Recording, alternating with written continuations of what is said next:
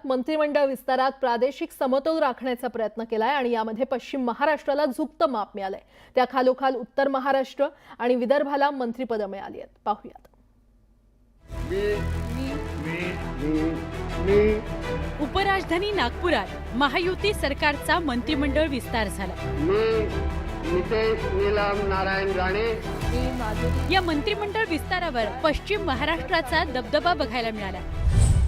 फडणवीसांच्या मंत्रिमंडळात पश्चिम महाराष्ट्राच्या वाट्याला 9 मंत्रिपद आली आहेत, तर उत्तर महाराष्ट्रातील 8 मंत्र्यांनी शपथ घेतली। विदर्भाला 7 मंत्रिपद मिळाली, मराठवाड्याला 6, कोकण 5 आणि मुंबई ठाण्याला 4 मंत्रिपद मिळाली।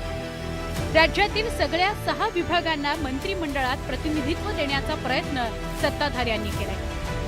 पश्चिम महाराष्ट्रातून भाजपनं चंद्रकांत पाटील, माधुरी मिसाळ, शिवेंद्रसिंहराजे भोसले यांना संधी दिली आहे, तर शिवसेनेनं शंभूराज देसाई, प्रकाश आंबेडकरांचा मंत्रिमंडळात समावेश केला। राष्ट्रवादी काँग्रेसनं हसन मुश्रीफ, दत्तात्रय भरणे, मकरंद जाधव यांना मंत्रिपदाची संधी दिली आहे। पश्चिम महाराष्ट्राला खूप मोठ्या प्रमाणात मंत्रिपद मिळाली, 11 सदस्य आले आणि याचं प्रमुख कारण सांगायचं झालं तर ते असं सांगता येईल की पश्चिम महाराष्ट्र हा कायम राष्ट्रवादी काँग्रेस आणि काँग्रेसचा बालेकिल्ला राहिला। त्यातल्या त्यात शरद पवारांना मानणारा खूप मोठा वर्ग या भागात आहे असं सातत्याने म्हटलं गेलं। त्यांची या राजकारणावर खूप मोठी पकड आहे असं म्हटलं गेलं। त्यामुळेच की काय सरकारने आपला मोर्चा पश्चिम महाराष्ट्राकडे वळवलेला आहे। उत्तर महाराष्ट्रातून भाजपकडून गिरीश महाजन, राधाकृष्ण विखे पाटील आणि संजय सावकारे यांची वर्णी लावली आहे, तर शिवसेनेनं गुलाबराव पाटील, दादा भुसे यांना पुन्हा संधी दिली। राष्ट्रवादी काँग्रेसनं माणिकराव कोकाटे आणि नरहरी झिरवाळ या नव्या चेहऱ्यांना संधी दिली आहे। मराठवाड्यातून भाजपनं पंकजा मुंडे, अतुल सावे, मेघना बोर्डीकर यांना मंत्री केलंय, तर शिवसेनेनं संजय शिरसाट यांना मंत्रिपदाची संधी दिली आहे। राष्ट्रवादी काँग्रेसकडून धनंजय मुंडे आणि बाबासाहेब पाटलांची मंत्रिपदी वर्णी लागली आहे। विदर्भातून भाजपचे चंद्रशेखर बावनकुळे, जयकुमार रावल, अशोक उईके, आकाश फुंडकर आणि पंकज भोयर यांचा मंत्रिमंडळात समावेश झालाय, तर शिवसेनेचे संजय राठोड आणि आशिष जयस्वाल हे मंत्री आहेत। राष्ट्रवादी काँग्रेसनं इंद्रनील नाईक यांना संधी दिली आहे। कोकणात भाजपनं नितेश राणे, तर शिवसेनेनं उदय सामंत, भरत गोगावले, योगेश कदम आणि राष्ट्रवादी काँग्रेसच्या अदिती तटकरेंनी तिसऱ्यांदा मंत्रिपदाची शपथ घेतली। मुंबई ठाण्यातून भाजपचे मंगलप्रभात लोढा, गणेश नाईक आणि आशिष शेलारांना मंत्रिमंडळात स्थान मिळालंय, तर शिवसेनेनं प्रताप सरनाईक यांना पहिल्यांदाच मंत्रिपदाची संधी दिली आहे। Bureau report, news 18 Lokmat. आणि आता बातमीपत्रामध्ये पाहणार आहोत गावाकडच्या महत्त्वाच्या 50 बातम्या। सुरुवात करूया। महायुती सरकारमधील 39 आमदारांनी मंत्रिपदाची शपथ घेतली। नागपुरातील राजभवन परिसरात पहिल्यांदाच हा शपथविधी सोहळा पार पडला। राज्यपाल CP राधाकृष्णन यांनी नव्या मंत्र्यांना पद आणि गोपनीयतेची शपथ दिली। राज्य सरकारमधील नव्या मंत्र्यांनी शपथ घेतली। 33 आमदारांनी कॅबिनेट मंत्रिपदाची, तर फक्त 6 आमदारांनी राज्यमंत्रिपदाची शपथ घेतली। भाजपमधील 19, शिवसेनेच्या 11, तर राष्ट्रवादीतील 9 आमदारांनी मंत्रिपदाची शपथ घेतली। महायुतीमध्ये मंत्रिपदासाठी 2.5 वर्षांचा फॉर्म्युला वापरण्यात आलाय। जागा कमी आणि पद भूषवणारी माणसं जास्त असल्यानं मंत्र्यांना 2.5 वर्ष संधी दिली गेली आहे, अशी माहिती अजित पवार यांनी दिली। दरम्यान या 2.5 वर्षांच्या फॉर्म्युलासाठी शिवसेनेनं शपथ घेतलेल्या मंत्र्यांकडून प्रतिज्ञापत्र लिहून घेतलंय। आता ज्या मंत्र्यांनी शपथ घेतली आहे त्यांना 2.5 वर्षांनंतर मंत्रिपद सोडावं लागणार आहे, अशा प्रकारचं प्रतिज्ञापत्र एकनाथ शिंदेंच्या मंत्र्यांकडून लिहून घेण्यात आलंय। नागपुरातील राजभवनात शपथविधी पार पडला। यावेळी भाजपमधील ज्येष्ठ नेते चंद्रशेखर बावनकुळे, गिरीश महाजन, राधाकृष्ण विखे पाटील, चंद्रकांत पाटील आणि आशिष शेलार यांनी मंत्रिपदाची शपथ घेतली। महायुतीमधील फक्त 4 लाडक्या बहिणींनी मंत्रिपदाची शपथ घेतली। भाजपकडून पंकजा मुंडे, माधुरी मिसाळ आणि मेघना बोर्डीकर, तर राष्ट्रवादीच्या अदिती तटकरे या 4 महिलांनी महायुती सरकारमध्ये मंत्रिपदाची शपथ घेतली। येत्या 2 ते 3 दिवसांमध्ये खातेवाटप केलं जाईल, अशी माहिती मुख्यमंत्री देवेंद्र फडणवीस यांनी दिली, तर आजपासून गतिशील कारभार सुरू होईल असं देखील ते म्हटलं। आम्ही महायुतीनं मिळून 2.5 वर्षांचा फॉर्म्युला ठरवलाय, त्यामुळे अनेकांना संधी देता येईल असं एकनाथ शिंदे म्हटलंय. तर प्रत्येक मंत्र्यांचा परफॉर्मन्स ऑडिट करणार, कामात चूक आढळल्यास पदाचा पुनर्विचार केला जाईल असं मुख्यमंत्री फडणवीस म्हटलंय. जवळपास 20 विधेयकं हिवाळी अधिवेशनात येतील, तसंच अधिवेशनात आम्ही विरोधकांना उत्तर देऊ असं मुख्यमंत्री देवेंद्र फडणवीस म्हटले. आमचं ईव्हीएम सरकार असल्याचं विरोधक म्हणतात, पण ईव्हीएम म्हणजे एव्हरी वोट फॉर महाराष्ट्र असं मुख्यमंत्री फडणवीस म्हटलेत. तर विरोधकांकडून ईव्हीएम विरोधात नरेटिव्ह सेट करण्याचा प्रयत्न सुरू असल्याचीही टीका फडणवीसांनी केली आहे. परभणीत बाबासाहेबांच्या पुतळ्याची विटंबना करणाऱ्या मनोरुग्णाला अटक केल्याचं फडणवीसांनी सांगितलं. दरम्यान या घटनेनंतर जो उद्रेक झाला तो असंविधानिक आणि अयोग्य असल्याचंही फडणवीसांनी म्हटलं. बीड जिल्ह्यामध्ये सरपंचाची निर्गुण हत्या करणाऱ्यांवर कारवाई करण्यात आली आहे. काहींचा शोध सुरू असून हे प्रकरण सीआयडीकडे वर्ग केल्याचं फडणवीसांनी सांगितलं. तर या हत्येप्रकरणी स्पेशल एसआयटी बसवून सगळे धागेदोरे शोधणार आणि आरोपीला अजिबात सोडणार नाही अशी ग्वाही मुख्यमंत्र्यांनी दिली आहे. विरोधी पक्षनेता निवडीमध्ये सरकारची भूमिका काहीच नसते. कायद्यानं विधानसभा अध्यक्ष जो निर्णय घेतील तो आम्हाला मान्य असेल, आमची त्यात कोणतीच अडवणूक नसेल असं फडणवीस म्हटले. पडळकरांच्या मंत्रिपदाबाबत फडणवीसांना सवाल करण्यात आला. यावेळी पडळकर उत्तम काम करणारे कार्यकर्ते आहेत, फक्त त्यांनी बोलताना संयम ठेवला पाहिजे असं त्यांना सुचवल्याचं फडणवीस म्हटले. तर एक चांगलं भविष्य असलेला तो नेता आहे असं म्हणत फडणवीसांनी पडळकरांचं कौतुक केलं.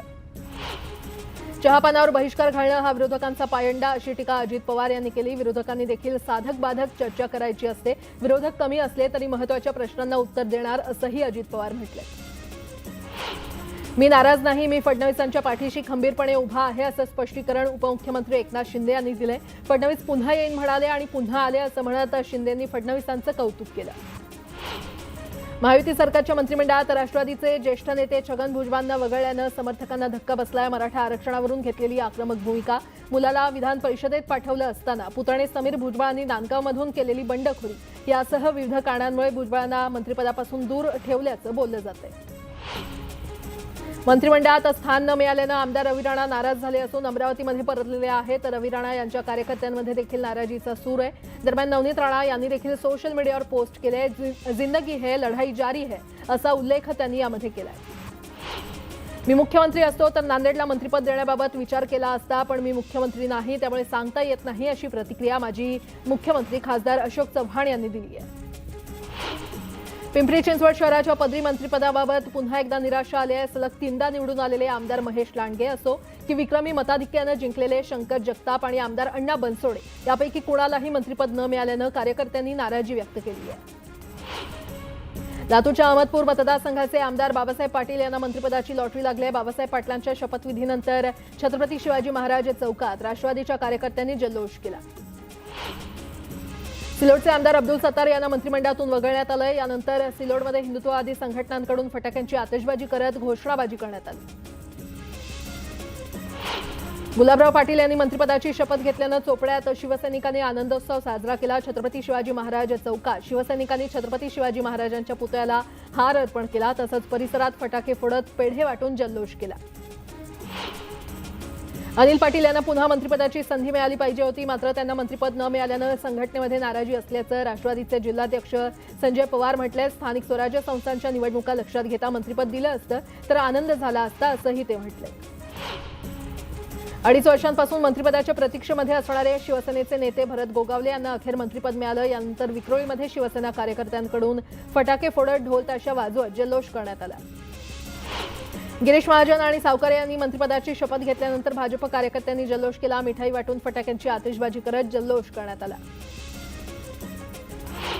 एक देश एक निवडणूक या गोष्टीशी संबंधित 129वी घटनादुरुस्ती विधेयक, केंद्रशासित प्रदेश आणि कायदेविषयक दुरुस्ती विधेयक ही 2 विधेयकं केंद्रीय विधिमंत्री अर्जुन मेघवाल आज लोकसभेत मांडणार आहेत. लोकसभेसोबतच राज्य विधानसभांच्या निवडणुका घेण्यासाठी घटनादुरुस्ती विधेयकाला पंतप्रधान नरेंद्र मोदी यांच्या अध्यक्षतेखाली केंद्रीय मंत्रिमंडळाच्या झालेल्या बैठकीत गुरुवारी मंजुरी देण्यात आली होती.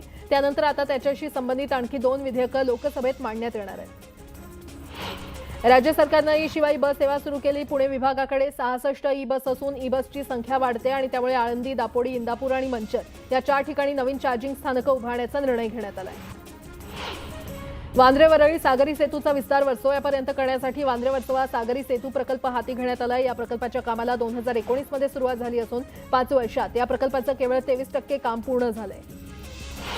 18 वर्षांपेक्षा कमी वयाचा चालक आढळल्यास जागच्या जागीच वाहन जप्त करून पोलिसांनी ताब्यात घ्यावे असे आदेश राज्य पोलिसांकडून नव्यानं देण्यात आलेले आहेत। याशिवाय ई चलनाबाबत देखील आदर्श कार्यप्रणाली जारी करण्यात आली आहे। विद्युत विभागात भरतीला सुरुवात होणार आहे। अधिसूचना जाहीर करण्यात आलेली आहे। अधिसूचनेमध्ये या भरतीविषयक सर्व महत्त्वाच्या बाबी प्रसिद्ध करण्यात आल्या आहेत। भारताचा जीडीपी 47.24 लाख कोटी रुपयांवर पोहोचलाय आणि या कामगिरीमुळे जगातील 5वी सर्वात मोठी अर्थव्यवस्था म्हणून भारताचं स्थान आणखी मजबूत झालंय। यात महाराष्ट्र हे देशातील सर्वात श्रीमंत राज्य ठरलंय। कायद्यांची अंमलबजावणी जमत नसेल तर कायदे कशाला बनवता अशा शब्दात हायकोर्टानं सरकारला फटकारलंय। प्राण्यांच्या वाहतुकीसंबंधी कायदे आहेत, मात्र त्यातील नियमांचं सरळ उल्लंघन होतंय आणि त्यामुळे कायदे कशाला बनवता असा सवाल कोर्टानं केलाय। गेल्या 2 दिवसांपासून थंडीचं जोरदार कमबॅक झालं असून पुढील काही दिवस गुलाबी थंडी अनुभवण्यास मिळणार आहे। यामध्ये महाराष्ट्रातील जळगाव, अहिल्यानगर, छत्रपती संभाजीनगर, बुलढाणा, धाराशिव आणि परभणी या जिल्ह्यामध्ये थंडीची लाट सदृश्य स्थिती जाणवण्याची शक्यता आहे। अनेक धीम्या मार्गावरून जलद मार्गावर जाण्यासाठी रेल्वेला ट्रॅक बदलावा लागतो। आता लोकलचं हे ट्रॅक बदलणं जलद गतीनं होणार आहे। क्रॉस ओव्हर पॉइंटवर थिंक वेब स्विच बसवण्याचा नवा उपक्रम पश्चिम रेल्वेनं सुरू केला असून यामुळे क्रॉसिंगच्या ठिकाणी लोकलचा वेग ताशी 50 किलोमीटर असा असेल। मुंबईमध्ये बेशिस्त वाहन चालकांविरोधात वाहतूक पोलिसांची धडक कारवाई सुरू आहे। शनिवारी रात्री 12 ते रविवारी सकाळी 5च्या दरम्यान केलेल्या कारवाईमध्ये तब्बल 6,369 वाहनं तपासण्यात आली आहेत आणि यावेळी कारवाईमध्ये 1,831 वाहन चालकांवर कारवाई करण्यात आली आहे। मुंबईतील हवेची गुणवत्ता खालावल्यानं प्रदूषणाच्या नियमांचं उल्लंघन करणारे बिल्डर पालिका प्रशासनाच्या रडारवर आलेले आहेत। प्रदूषण नियंत्रणाचा नियम मोडणाऱ्या बुलेट ट्रेन, मेट्रोसह जवळपास 500 बांधकामांना पालिकेनं कारणे दाखवा नोटीस बजावली आहे। मुंबई पालिकेकडून मुंबईच्या सर्व प्रशासकीय विभागातील विविध ठिकाणी स्वच्छता मोहीम राबवण्यात येते। त्यात घनकचरा व्यवस्थापन विभागानं रविवारी दिवसभरात 273 मेट्रिक टन डेब्रिजचं संकलन केलं। मुंबईत कुत्र्यांच्या वाढत्या संख्येबरोबरच श्वान दंशाच्या घटना वाढत आहेत। त्या पार्श्वभूमीवर गेल्या काही वर्षात किती जणांचा भटक्या कुत्र्यांनी चावा घेतला, किती जणांना रेबीज झाला, त्या अनुषंगानं काय कार्यवाही केली याची माहिती मुंबई महापालिकेच्या आरोग्य विभागाकडे मागण्यात आली, मात्र आरोग्य विभागाकडून त्या संदर्भात कोणतीही माहिती उपलब्ध झाली नाही। मुंबईच्या वाहतुकीतून होणारं प्रदूषण, धूर आणि धूळ यामुळे सीएसएमटीच्या हेरिटेज इमारतीला काळसर डाग पडत असून इमारतीच्या सौंदर्यावर विपरीत परिणाम होतोय। यावर उपाय म्हणून आणि सीएसएमटीचं सौंदर्य परत आणण्यासाठी मध्य रेल्वे सँड क्लिनिंग पद्धतीद्वारे इमारतीची स्वच्छता आणि देखभाल दुरुस्ती करणार आहे।